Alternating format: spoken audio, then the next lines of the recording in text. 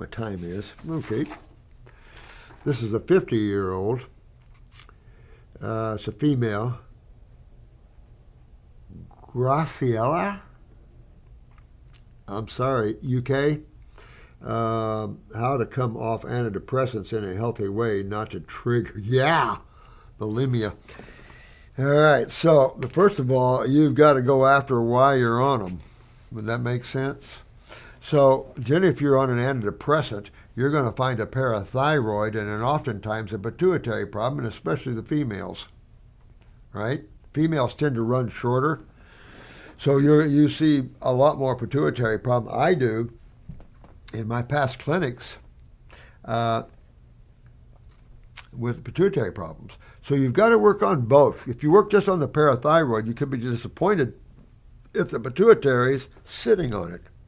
So you got to go, hello, Mr. Pituitary, wake up. And at the same time, you're going to tell Mr. Parathyroids, you wake up. Now, what puts them to sleep is coagulation, is a cationic environment. And that would be lymphatic stagnation. That's what suppresses or stimulates tissue. Either way, you have to fix them through the lymphatic system. But I have a friend, I have a friend who is taking various antidepressants for 15 years after going through a very damning and toxic relationship with a narcissist. I'm dealing with one right now. Oh, man, is he ever a narcissist. Whoa. Full of himself. But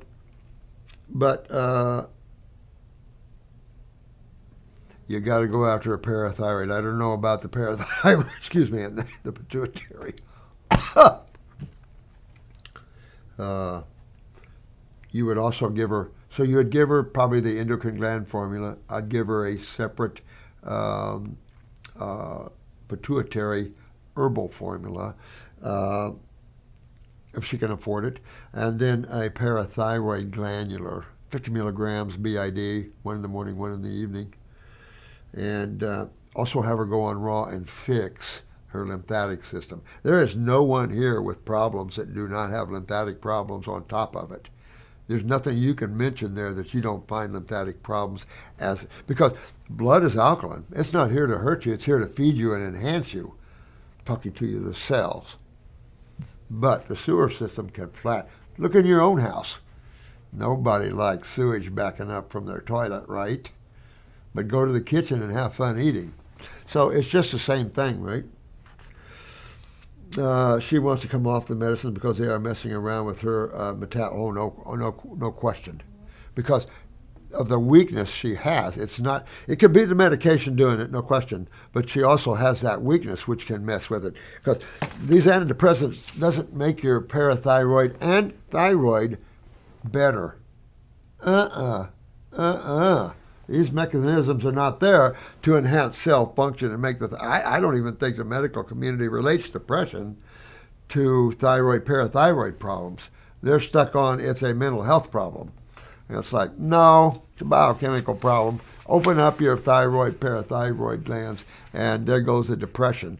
Anxiety is totally different. You're looking now at the adrenal glands and neurological problems. That's where you get the panic attacks and things because it's neurological. Like the one lady said, I feel like I can't breathe deep. That's neurological mostly. You could have swelling in the lungs, but neurological. And on her case, you might add the lung formula, just to break up any mucus in the lungs and get it out of there. Might help. But you definitely want to go after the nervous system as well.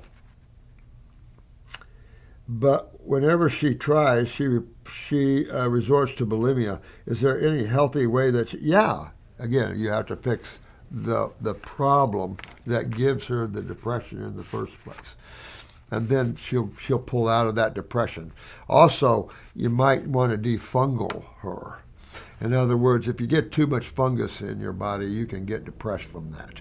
You lose your memory, all kinds of things. You get brain fog, all kinds of problems when excessive fungus. I had an architect down in Naples. She was diagnosed at 12 years old by a medical doctor that she had heavy fungal problems. And he didn't know how to help her, he said. Fast forward, she was 43, bedridden almost, couldn't remember her name half the time. I went down and met her, went to her house, and she got balls of nasty mucus out of her nose. She was just loaded. So, took care of that lady. But she was an architect, poor thing, excuse me, and suffered all her life. Sad stuff, you know. So this is why I do this. I'm here to do this. That's all my agenda is, by the way, is you guys. That's my agenda. Period.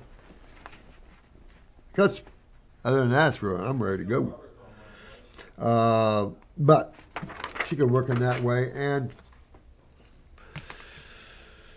have her spend some time in some form of contemplation or meditation where she goes, you know what, I'm okay, you're okay. Remember that book way back in the 70s, I'm okay, you're okay? Mm-hmm. That came about at the same time as Primal Scream. I don't know, it wasn't the Young and Dream people, but trying to get that primal scream, they call it. And it's like, really? You know, you're the awareness that travels lifetime after lifetime from body to body to body. Get to know who you are as awareness, and then you can play with your bodies as you so choose.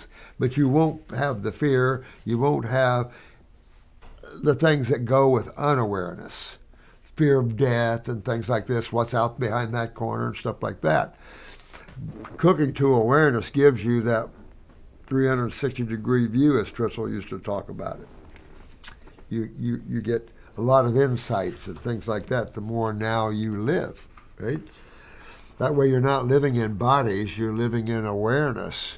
That means you're living as God, because that's what it is, the omnipotent, omniscient, and omnipresence.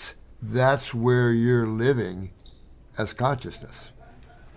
I recently discovered your YouTube channel sometime last month, and I'm learning a ton of good wisdom from you. Oh, thanks. This is fun stuff. And I've got so many years in clinicals and stuff. I think there's so much good information out there to pass to you guys. I just love that. And then the more professors we can get, I mean, there's just so much going on. I just have a hard time focusing over here. But getting you some experienced professors and teaching more about the fun things that relate to health, you know, like colors and music and all those things like that. I think I was telling you, Mike is going to do some, shorten up some videos and make some cool videos on sounds and the importance of different sounds. You know, of course, if you're an Eastern person, you know the Om, right? If you research deeper into Sanskrit, though, you're going to find a word that was used before Om called the hue. And many of you have hewed the rolling hue at our seminars and stuff. And boy, you get a 200 or 300, or at one time we had 10,000 hewing. I think that's the time the roof fell in the... where was that? It was a big convention center up north.